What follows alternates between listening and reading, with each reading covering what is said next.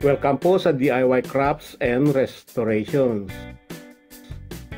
Sa video ito, share ko lang po kung paano ko ni-restore ang plastic front panel na walang aluminum faceplate gamit ang Yanmar Bronze Spray Paint. Sa video rin ito, papakita ko rin ang aking mga units with restored aluminum faceplate pero wala siyang labels. At sa mabilisan, papakita ko rin ang mga DIY back panels na gawa sa acrylic sheet at napinturahan din ng Yanmar Bronze. Salamat! Naumpisahan na at nagawa ko na ang prep at pagpintura ng Yanmar Bronze sa plastic front panel ng aking TP900 unit. Hindi ko na ipapakita ang detalye sa paggawa para hindi na kayo mainip.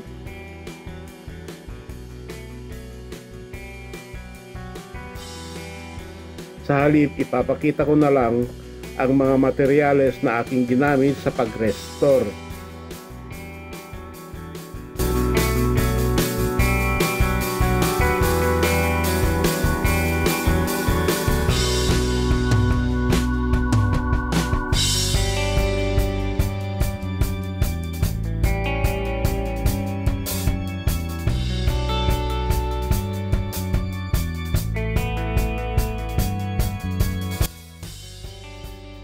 Ito na yung restored plastic front panel.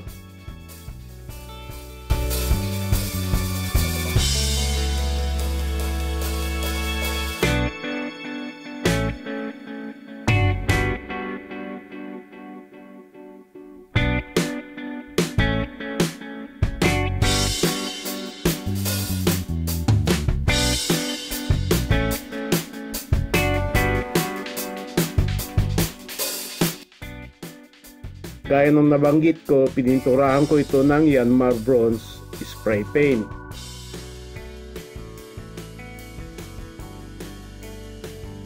Pininturahan ko lang yung mga area na dating pinaglagyan ng aluminum faceplate.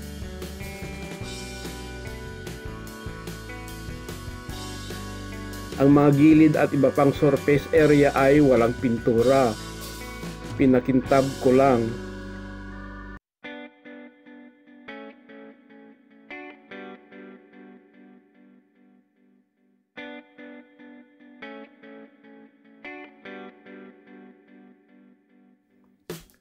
Sa mga unpainted areas ay ginamitan ko ng rubbing compound at car wax paste sa pagpakintab.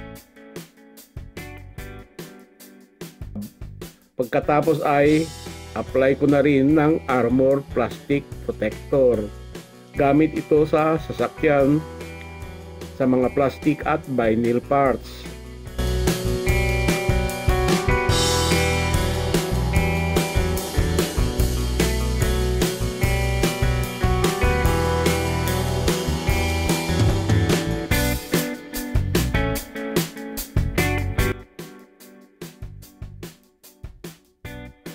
Okay, panoorin na lang po ang video hanggang dulo para sa final results.